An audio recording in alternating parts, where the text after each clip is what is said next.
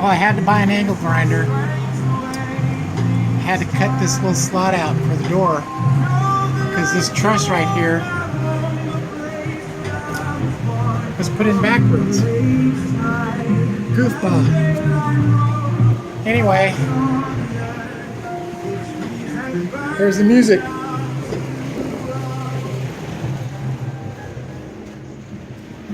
I got the front doors on, and I'm starting to put the last section of the roof in. I'm almost done with this. But went to Lowe's. This little angle grinder helped me make up for my mistake.